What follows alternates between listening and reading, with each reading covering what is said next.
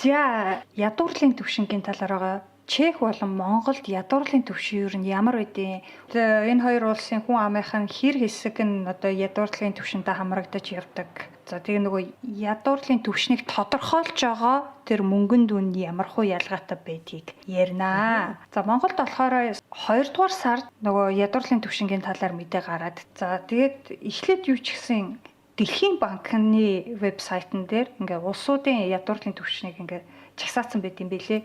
Энэ дээр Чех болон Монгол улсыг харьцуулж харангуут яаж харагддгийг харъя заяа. Чехийг болохоор ингээ 2004 оноос хойш бүх онуудад ингээ ядуурлын түвшингөө өгсөн байгаа. Ер нь бол нэг 10-аас 10%-аас дөнгөж нэг дээшгээ гараад тэгэл ер нь 9-аас 10-ын хооронд л хэлбэлцдэг шинжтэй харагдаж байгаа юм л да. За тэгээд 2020 онд 8.6% байж жаад 2021 онд 10.2 гэх мэтчлэн явж байгаа. За Монгол улсын хувьд болохоор нөгөө өгөгдлөө яг байнга жил болгон өгдөггүй юм шиг байна. Заримдаа гарч ирээ, заримдаа байхгүй. За тэгээ ингээ 2020 онд хамгийн сүүлд 27.8% та байсан гэж. За тэгээд 2023 оныхыг болохоор 2 дугаар сард гарсан тайлан дээр танилцуулсан. Энэ дээр болохоор ядуурлын түвшин 27.1% та гарсан гэж бичсэн байлээ. Гэхдээ энийг болохоор нөгөө манайх чи ингээд 10 жил тутам юу яадаг юм бэ штэ. Ядуурлын шугамаа тогтоохдоо ашигладаг суур үнэ шинжилдэг юм байна л да. Яг хөө тэр суур үн гэдэг нь болохоор одоо бараа бүтээгдэхүүний үн ямар болсон байна. Тэрнтэй харьцуулахад одоо цалин ямар байна, одоо хүмүүсийн худалдан авах чадвар ямар байна гэдгийг л хардаг юм шиг байна. Тэгээ үндэсний статистикийн хороо болон Дэлхийн банк 2 жил тутамд ингээ ядуурлын суур шугамыг тогтоодгийг гинэ. За тэгээд манайд болохоор өмнө нь ядуурлын шугамыг тогтоохдоо 2010 оны суур үнийг ашигладаг байсан гэж байна. За энэ удаад болохоор 2022 оны суур үнээр тооцож байгаа гэсэн. За тэгээд ядуурлын түвшин болохоор 27.1% та байна гэсэн байгаа юм. За ингээд ядуурлын түвшин тэдэн хувь байна гэдгийг сонсол хувь нь өссөн буурсан байна ч гэдэг юм уу те. Одоо энэ Дэлхийн банкны сайтн дээр харахад өмнөх мэдээлэл нь 27.8 байсан бол сая гарсан 27.1 гэдэг ингээд 0.7%-аар буурсан сайн үзүүлэлт гэж харагдаж байгаа юм шиг боловч цаанаа тэр ядуурлын шугам нь ямар байна вэ гэдгийг айгүй чухал сонирхолтой байгаа юм л да. За тэгэнгүүт энэ удаагийн тайлан дээр ашигласан ядуурлын шугам нь болохоор 1 сарын 418 мянган төгрөгийн орлоготой байх юм бол ядуурлын шугамнаас дээшээ болчихж байгаа. 418 мянган төгрөгнөөс дээш орлоготой байх юм бол нэг хүн шүү дээ. За нэг хүн 418 мянгаас доош орлоготой байх юм бол ингээд ядуу хүн гэдэгт тооцогдож байгаа.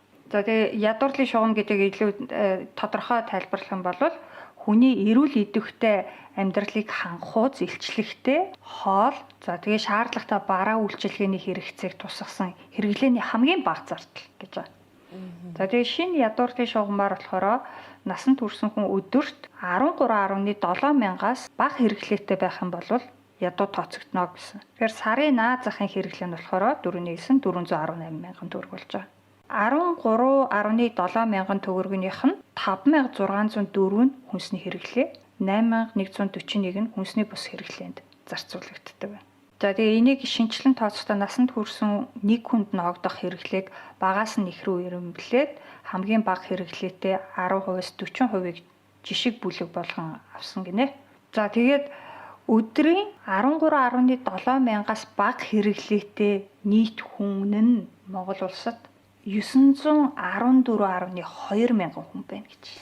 Хүн амын бараг л 30% нь ядуу байна гэд боддоо. За энэ нөгөө ядуурлын шугамын тогтоосон мөнгөний хэмжээ бол яг нэг хүний л хувьд байгаа тийм. За тэгвэл ам бүлгээр нь ярих юм бол 2 том хүн 2 хүүхэдтэй өөрхийн сарын наад захын хэрэглээ нь 1.1 сая төгрөгөөс бага байх юм бол ядуу өрхийн тоонд орно гэсэн үг. Тэгэхээр 4 ам бүлтэй гэр бүл бол ер нь 1.1 сая төгрөгөөс дээш орлоготой байж ядуу биш гэж тооцогдох юм байна. За тэгвэл 2020 оны нийт ядуу хүн амын тоо 2 жилийн өмнөхөөсөө буюу одоо 2018 оныхтай харьцуулахад болохоор 1.5 мянгаар буурч, за тэгээд нийт ядуурлын түвшинд хамрагдчихсэн хүн нь 903 мянга байсан юм байна 2020 онд. За тэгээ энэ удаад ядуу хүн амын тоо 10.8 мянгаар нэмэгдсэн байна гэж. За энэс гадна нэмээд хүн амын 10% нь ядууралд өртөх эрсдэлтэй байна. Тэгэхээр чи юу гэсэн үг юм бэ? Монгол улсын хэмжээнд бараг 50% нь ядуурах магадлал нь өндөртэй болсон байна шүү дээ. Ядууралтай байна гэж хэлэхэд. Тэгээ одоо бол бараг л 30% нь ядуу байгаад байгаа шүү дээ. Тэгээ нэмээд 10 гэхээр одоо 40 орчим хувь нь ядуу болоход бэлэн байна л гэж. За тэгээ орон нутгийн хувьд ингээд нөгөө бүсчлээд харах юм бол баруун бүсийн хамгийн өндөр буюу 36.5% таа байна гинэ ядуурлын түвшин нь. За Улаанбаатарын хамгийн бага буюу 21.6% байна. Гэхдээ хүн амын тархалтаар нь харах юм бол нийт ядуу хүмүүсийн дийлэнх нь буюу 37% нь Улаанбаатарт амьдарч байна гэсэн. Тэгэхээр нөгөө яалтч Улаанбаатар ч маш их хүн байгаа болохоор тэр хэрээрээ ядуу байгаа хүмүүс нь их. За тэгээ цаашлаад нэг хүнд ногдох сарын дундаж хэрэглээд ядуу ба ядуу бусаар нь харах юм бол нэлээд ялгаатай байна гэж байна. Нэг ядуу хүний сарын дундаж хэрэглээ 318 мянга буюу ядуу бусаас 2.5 дахин бага. Түүнчлэн тэд энэ хэрэглээнийхээ 41%-ийг хүнсэнд зарцуулдаг бол ядуу бус хүмүүс 28%-ийг л хүнсэнд зарцуулдаг. Тэгэхээр нэг өсөндөө нөгөө баян ядуугийн ялгаа ингээд айгүй их болж ирж байна гэсэн үг байгаа байхгүй юу.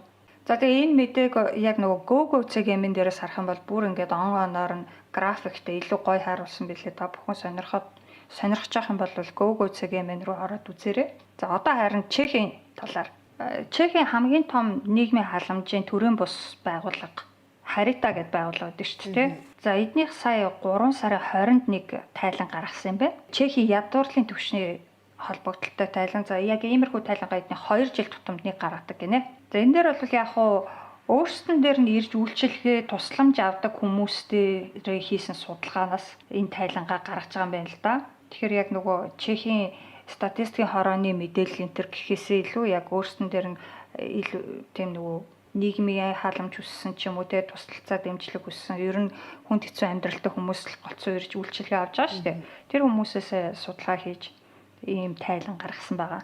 За ингэхдээ болохоор өнгөрсөн оны 6-7 дугаар сард эдний төвөөр ирж үйлчлүүлсэн хүмүүсээс судалгаа авсан байгаа.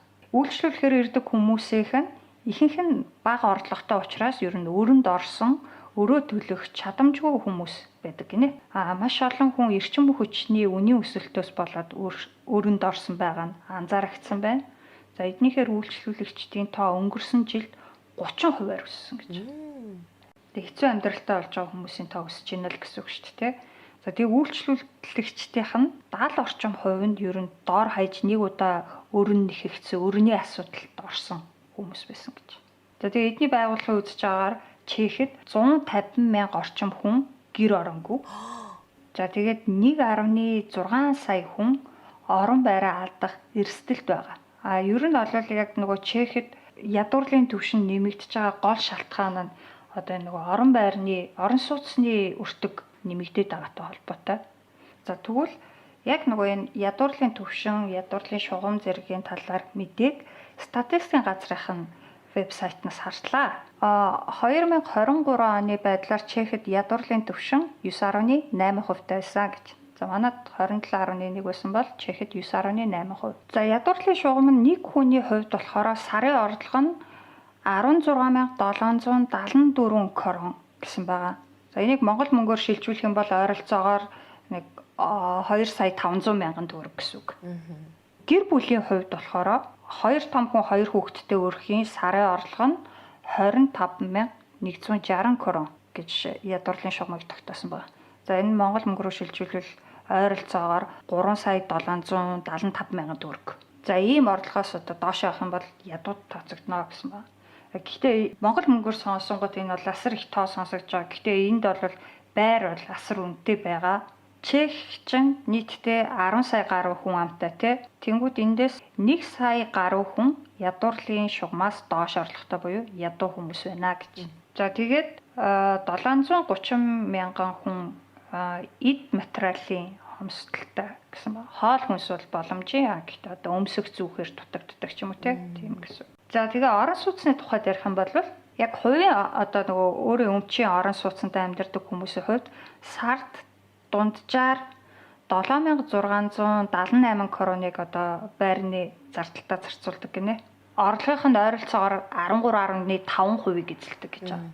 Гэтэ хүмүүс бол янз янзын л орлоготой байгаа шүү дээ. 15 мянган орлоготой хүний хувьд бол 7678-ыг байранда зарцуулна гэдэг бас л чанга шүү дээ. Талын байранд явуулчихж байна гэсэн. За тэгээд байранда төлж буй мөнгөнийх нь 75 орчим хувь нь зөвхөн эрчим хүчний зардал байна гэж. За тэгвэл байр түрээсэлдэг хүмүүсийн хувьд болохоор дунджаар сард 12251 короныг одоо орон сууцныхаа зардалд зарцуулдаг. Энэ мөнгөнийхөө ойролцоогоор 40 орчим хувийг нь түрээс бусдыг нь одоо цахилгаан, газ, өөр юу гэдэг тий ус мус гэх тиймэрхүү зардалд зарцуулдаг.